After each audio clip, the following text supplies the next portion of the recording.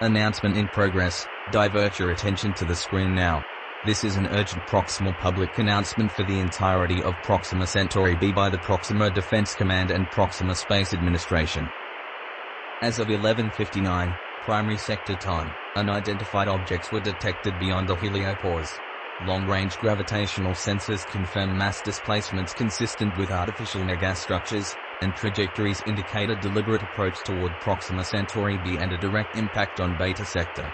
Current velocity suggests arrival within 20 orbital cycles.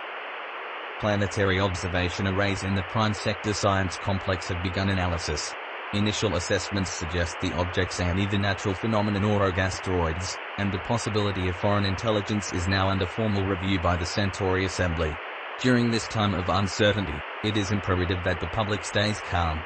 Avoid misinformation, avoid spreading rumors, and tune into quantum frequency 189.45 FM where this message will repeat, and will also supply further official updates from the Proxima Defense Command and Proxima Space Administration.